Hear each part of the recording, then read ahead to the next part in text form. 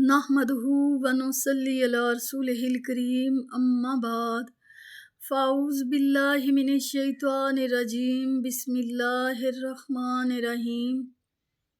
آج میرے پاس جو ٹاپک ہے وہ یہ ہے عبد المطلب کی منت اور حضرت عبداللہ کی جان کا فدیہ کیسے بنا۔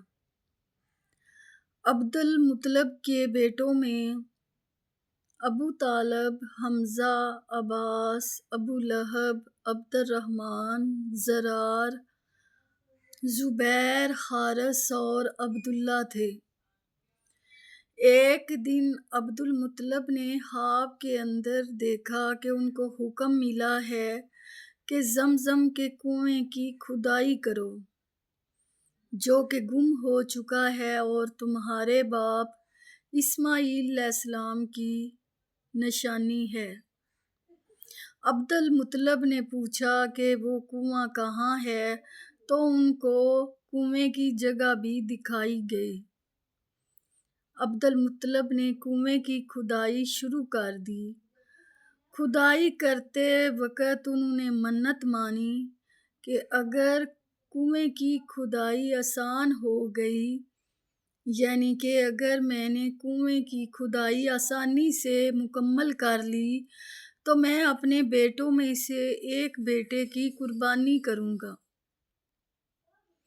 جب کنویں کی کھدائی مکمل ہوئی تب تک عبد المطلب اپنی منت بھول چکے تھے۔ پھر ایک دن انہیں خواب کے اندر حکم ہوا کہ اپنی منت کو پورا کریں، تو انہوں نے ایک مینڈے کو ذبح کیا اور اس کا سارا گوشت غریبوں میں کھلا دیا۔ اسی طرح پھر انہیں خواب کے اندر حکم ہوا کہ اس سے بڑی قربانی کریں، تو انہوں نے ایک بیل کو قربان کیا۔ اور پھر انہیں خواب کے اندر حکم ہوا کہ اس سے بھی بڑی قربانی کریں، تو انہوں نے ایک اونٹ کو قربان کر دیا۔ پھر انہیں حکم ہوا کہ اس سے بڑی قربانی کریں، تو عبد المطلب نے پوچھا کہ اس سے بڑی قربانی کیا ہے؟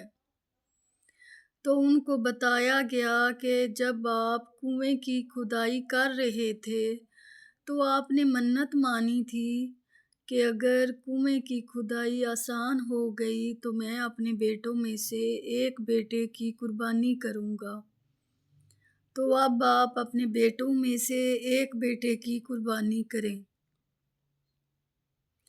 عبد المطلب نے اپنی منت کا ذکر اپنے بیٹوں کو جمع کر کے کیا تو سارے بیٹے یہ منت سن کر چپ ہو گئے۔ کون چاہتا تھا کہ اسے ذبح کیا جائے؟ پھر عبداللہ بولے کہ ابا جان، آپ اپنی منت پوری کریں اور مجھے ذبح کر دیں۔ عبد المطلب نے کہا نہیں، میں ایسا نہیں کروں گا، بلکہ اپنے سارے بیٹوں کے ناموں کی پرچیاں بناؤں گا اور قرعہ اندازی کروں گا۔ پھر جس بیٹے کے نام کی پرچی نکلے گی میں اسی بیٹے کو ذبح کروں گا۔ پھر عبد المطلب نے ایسا ہی کیا تو عبداللہ کے نام کی پرچی نکل آئی۔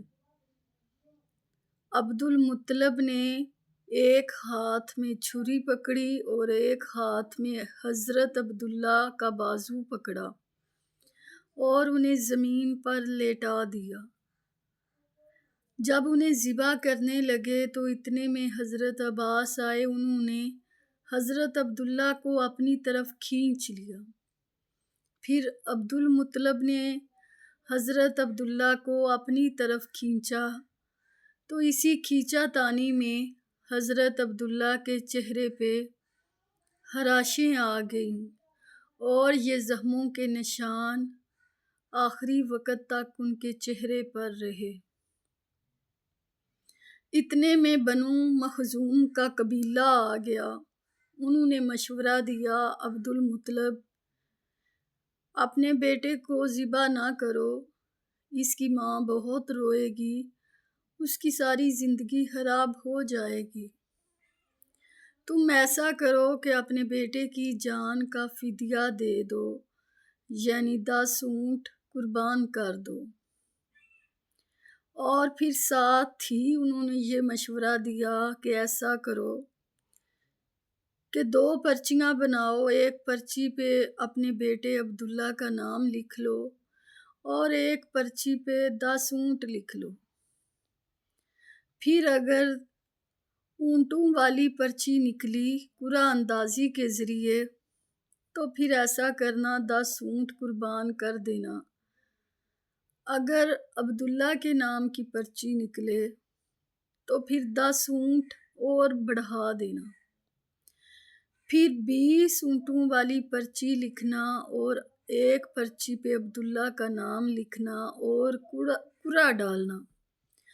پھر اگر 20 اونٹوں والی پرچی نکلے تو 20 اونٹ قربان کر دینا، اور اگر پھر عبداللہ کے نام کی پرچی نکلے تو 10 اونٹ اور بڑھا دینا۔ اسی طرح ہر بار 10 اونٹ بڑھاتے جانا۔ تو عبد المطلب نے ایسا ہی کیا، ہر بار 10 اونٹ بڑھاتے گئے یہاں تک کہ ایک بار ایک پرچی پہ 100 اونٹ لکھے، ایک پرچی پہ عبداللہ کا نام لکھا اور پھر قرعہ ڈالا تو اس دفعہ اونٹوں والی پرچی نکل آئی۔ اور پھر عبد المطلب نے خانہ کعبہ کے پاس 100 اونٹوں کی قربانی کی۔ پھر سب لوگوں نے، سب جانوروں نے، سب پرندوں نے جی بھر کر کھایا، انہوں نے کسی کو بھی نہ روکا۔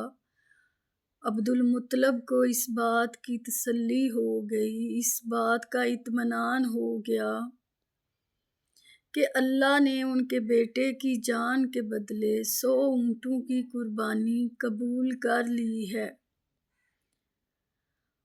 وہ اس بات پہ بہت خوش تھے اور بہت مطمئن تھے کہ اللہ پاک نے ان کے بیٹے کی جان کے بدلے 100 اونٹوں کی قربانی منظور کر لی ہے، ورنہ اس سے پہلے ایک آدمی کی جان کا بدلہ 10 اونٹ ہوا کرتا تھا۔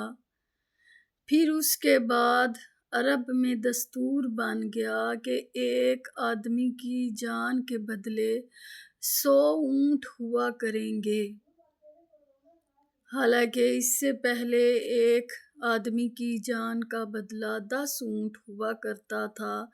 لیکن جب عبداللہ کی قربانی کا واقعہ پیش آیا تو اس کے بعد پورے عرب میں یہ دستور بن گیا کہ ایک آدمی کی جان کے بدلے 100 اونٹ قربان کیے جائیں گے،